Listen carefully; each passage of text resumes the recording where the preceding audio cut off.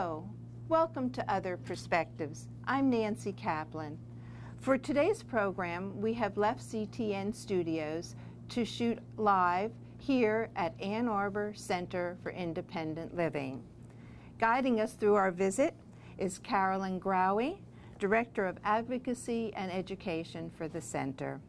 Carolyn, when I was here a few days ago, I heard a volunteer say the CIL is all about empowerment. That idea seems to have been put into practice as far back as 1976 when the center was founded. Can you give us some background to this innovative concept and what motivated the founders? You know, what need were they looking to fulfill? Well, in the beginnings of the Centers for Independent Living, the issues were related to the fact that people did not have their own sense of pride and power. And so one of the phrases from back in 1976 was pride, power, and personal style. Oh. And so people have been working across our country to have more and more independence. So Centers for Independent Living began back in 76. The very first one was in 73 out in California.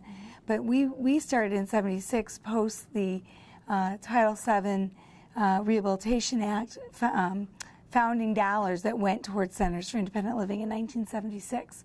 So we have been in existence since then, and we have continued to grow and fortunately prosper in our work. You know, the centers keep changing, but our focus always is on making it a livable community, making it, we are working towards the success of individuals, families, children, older adults, all to be successful at home, at work, at school, and in the community. Okay.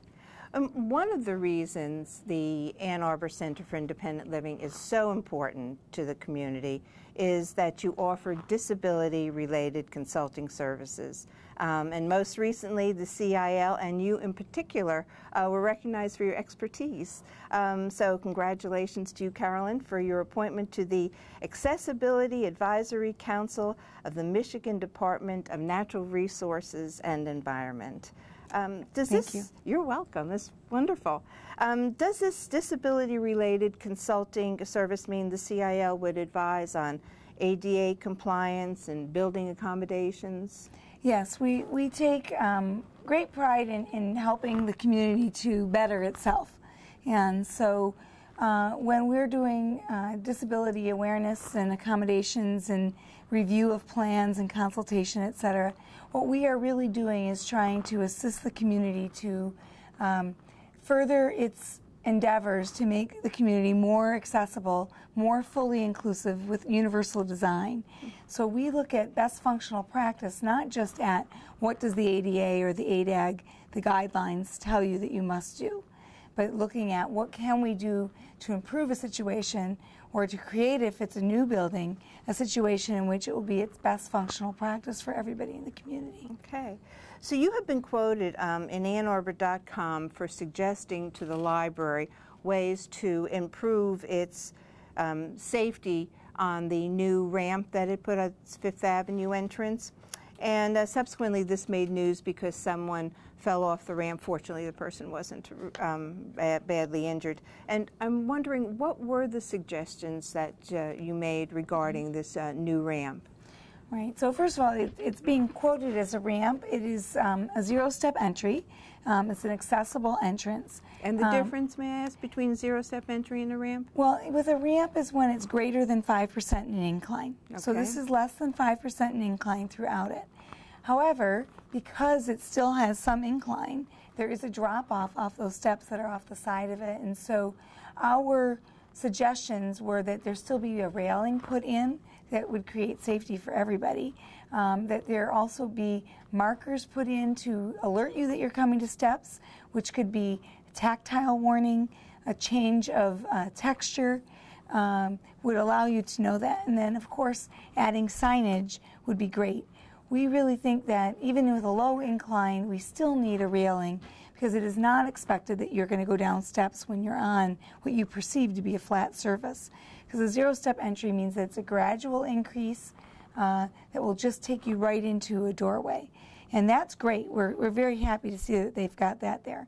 But we weren't so happy that it's there without any markings. And within a day or two of that being completed, we were immediately receiving phone calls of complaints from consumers in the community.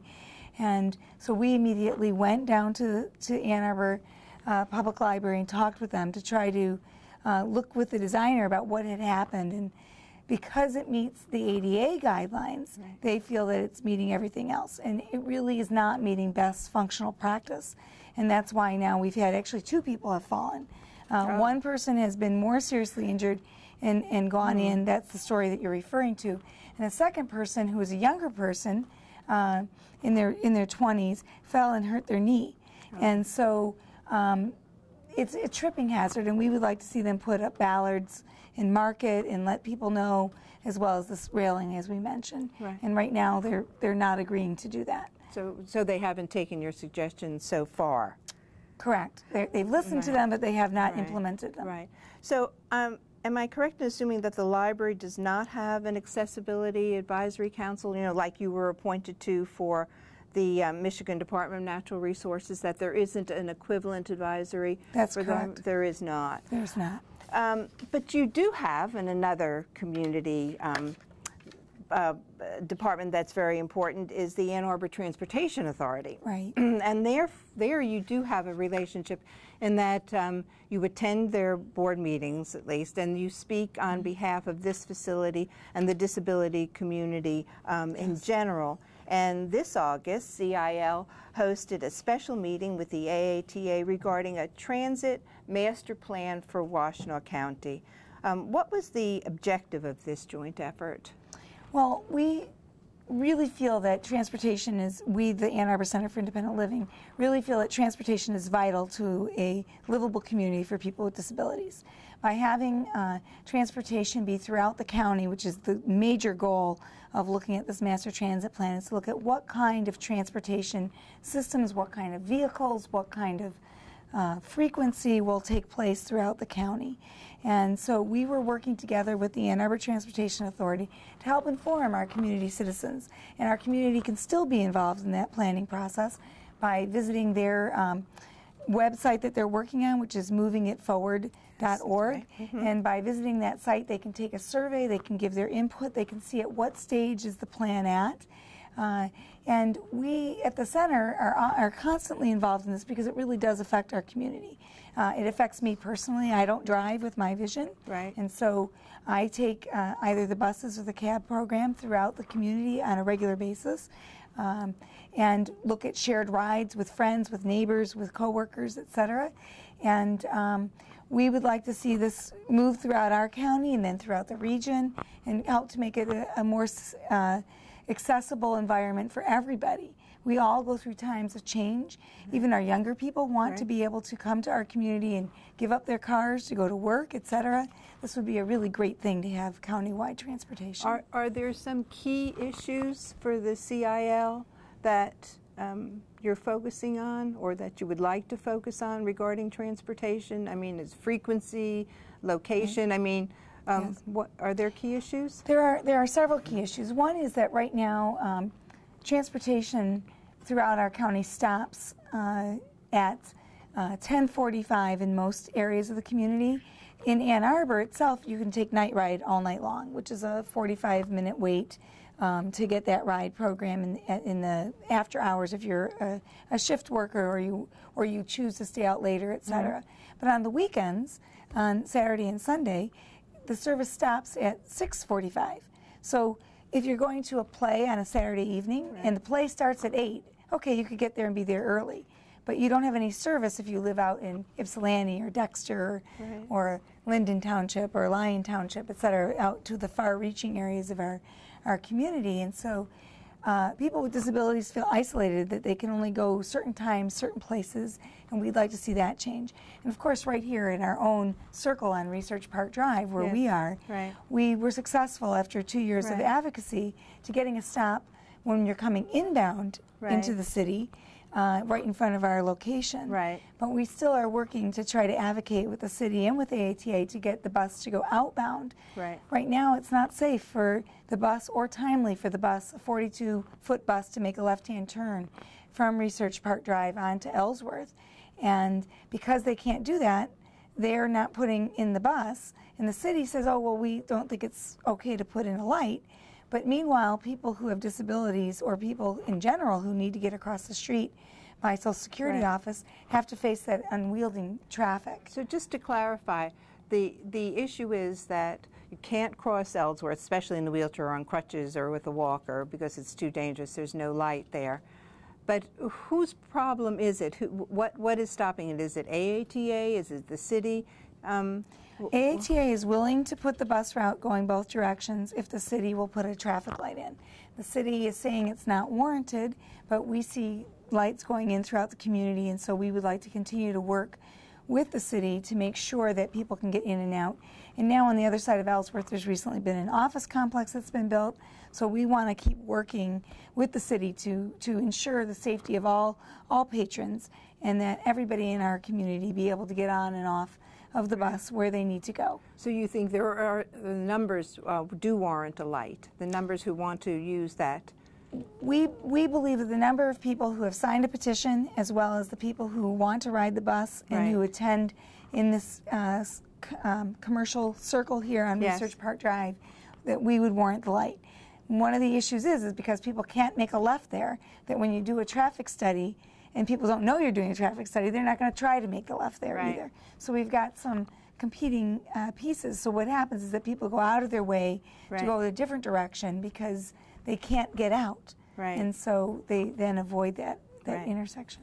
So working with the AATA, most recently the AATA has recognized the expertise of the CIL staff and appointed members to the leadership and technical committees working on the master plan.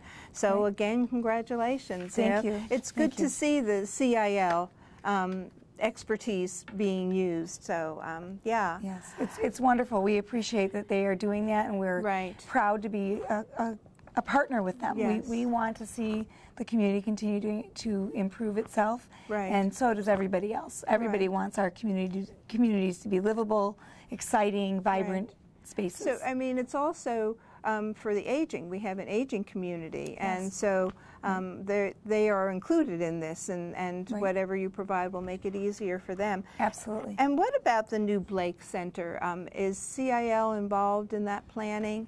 Yes, I am appointed to the Technical Advisory Committee for that, and so I am working with them as we're reviewing plans and ideas, and at that meeting is also members of our leadership in the community, as well as individuals who are active members. So we have other community advisory councils, including the local advisory council, which includes people with disabilities. We have the DDA, we have the Tourist Bureau is part of that, CIL is part of it, of course AATA is part of it. I don't want to leave anybody out, but there's a longer list. There's about 30 people who are involved with that, and it's great to have that many people inputting, because what we saw at the last meeting that we had with them is as each of us would make a comment, we were able to build on each other. There wasn't. What I found very interesting is there was not an issue of, well, we can't do this or we can't do that. It was, how can we make this all work together? Wonderful. And that was a really good thing. That is a wonderful thing.